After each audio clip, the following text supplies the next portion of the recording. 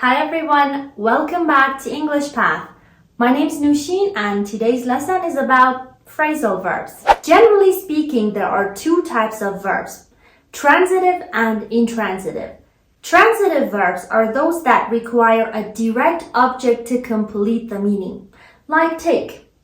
If I say I took, you're waiting for me to tell you what I took.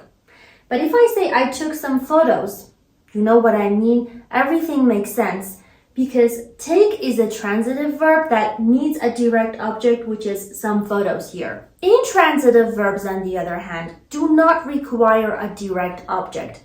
By the way, a direct object is the person or thing on whom or which the action directly happens. Like smile. I smiled. The meaning is complete. You're not waiting for me to finish my sentence. Or he left. Now, phrasal verbs are verbs that are made up of 2 or 3 words, like look over, bring about, follow through with. By looking at the individual parts of these verbs, you cannot guess the meaning. To find out what they mean, see, I use the phrasal verb find out. You need to look them up in your dictionaries. Look up is another phrasal verb. And I highly recommend taking a small notebook and writing down all of these phrasal verbs and what they mean and writing down sentences for each one so that you can learn them better and remember them faster. Now, most phrasal verbs are used in informal contexts and most of them have formal synonyms like put off means postpone, bring about means make happen, follow through means complete. Phrasal verbs are either separable or inseparable. If you can use a direct object to separate the two parts of a transitive phrasal verb, then it is separable. Otherwise, it is inseparable. For example, please turn the lights on. We separated turn from on using the direct object, the lights. Let's look at the new brochure. Look at is inseparable. You can never say, let's look the new brochure at. Let's discuss separable phrasal verbs. Most transitive phrasal verbs are separable, but not all. Here's how you can use them. She cut out some pictures for her scrapbook. She cut some pictures out for her scrapbook. She cut them out for her scrapbook. But this one's wrong. You cannot say she cut out them for her scrapbook. So, the correct structures are verb, particle, object, verb, particle, object. Verb, object, particle, you separated the verb from its particle using a direct object, or verb, pronoun, plus particle.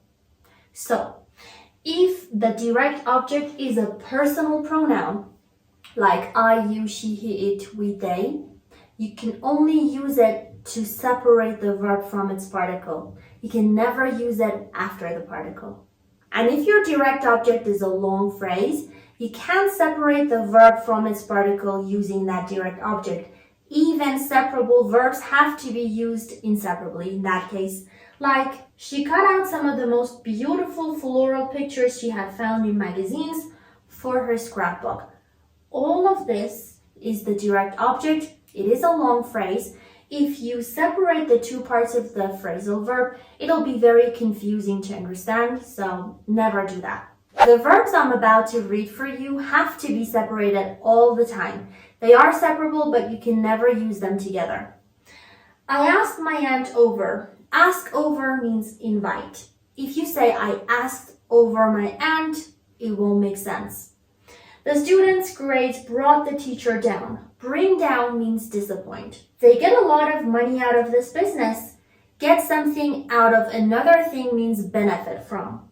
She'll see the project through. See something through means complete. He started the song over. Start over means start again. All separable phrasal verbs are transitive because you need a direct object to separate the two parts, right? When you do not have an object, what are you going to separate the verb from its particle with? Now let's discuss inseparable phrasal verbs. I told you that most transitive phrasal verbs are separable. Here's when we get back to it. There are some transitive phrasal verbs that are inseparable. You cannot separate the verb from its particle. Seeing a direct object does not necessarily mean that the verb has to be separated from its particle. For example, I ran into my friend yesterday. You can't separate run from into using the direct object because it won't make sense. But you can use it a different way. I ran into her at the market.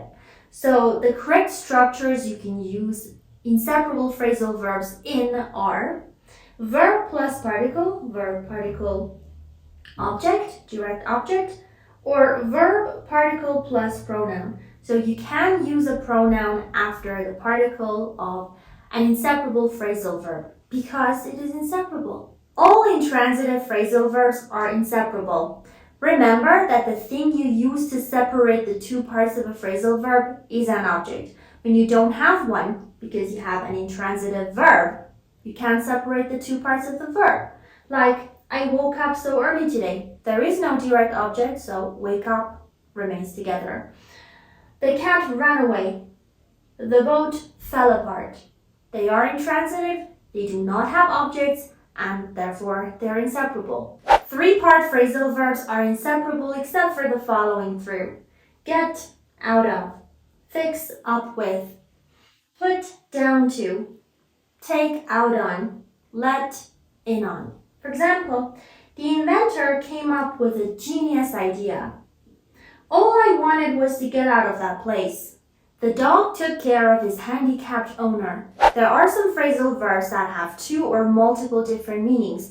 That's why you need to make sure you know which meaning you're using, because that meaning defines whether it is separable or inseparable. For example, the fire burned the building down.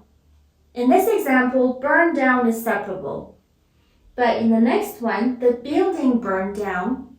Burn down is intransitive and therefore inseparable. Whenever I teach phrasal verbs, most of my students ask me, how do we know if a phrasal verb is transitive or intransitive, separable or inseparable? There's no way of knowing it. You just have to make sure you check it in a reliable dictionary and then write it down, learn the meaning, and memorize it using formulas like burn something down or burn down something, and the meanings are different. And to help you do that, I'm inserting a list of most of the common phrasal verbs in English, and I'm dividing them into two groups, separable and inseparable, at the end of this video, so stay tuned. Prepositional verbs, a combination of a verb and a preposition. And the meaning is easily understandable by looking at the individual parts. Some examples are laugh at, point to, look at, come from, go up, worry about. And you always need an object when using these. Now you may wonder, isn't this what phrasal verbs are all about? Well, the main difference is understanding the meaning, which is not possible by looking at the individual parts in phrasal verbs. And the second difference is that a phrasal verb is sometimes a combination of a verb and a preposition or adverb, or both. These are phrasal verbs like give up. Up is a preposition. Pass away. Away is an adverb. Look down on, a combination of a verb, an adverb, and a preposition. And the meanings have nothing to do with these words. Give up means quit, pass away means die, and look down on means underestimate someone.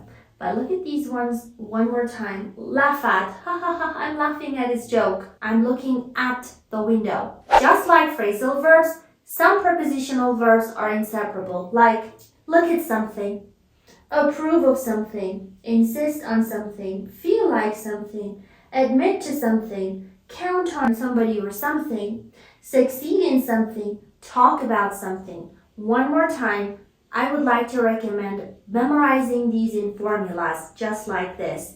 Then you will know where to use the direct object, or if there is a direct object at all. Examples, she looked at the painting with admiration. You can't separate look from at. Her parents don't approve of her friends. By the way, if you would like to use verbs as direct objects and don't know whether you should use an infinitive, which is to plus base form, or a gerund, which is base form plus ing, you can watch this video, which is all about infinitives and gerunds, and I have talked about all the different groups of verbs that take up different objects. And she succeeded in her career. For example, after succeed in, you can use a gerund. She succeeded in doing everything she wanted. And of course, some prepositional verbs are separable, like associate or associate somebody or something with, protect somebody or something from, provide somebody or something with, remind somebody of, rob somebody or something of, thank somebody for. And here you can see some of them used in sample sentences. She associated the picture with a childhood memory. This song reminds me of the good old days. They robbed the man of his phone and wallet. And that's it for today, guys. Please hit the like button if you found this video useful. And if you're new to my channel, please take a moment and subscribe to it right there. It'll help me grow and produce more useful videos for you. Take care, guys. See ya.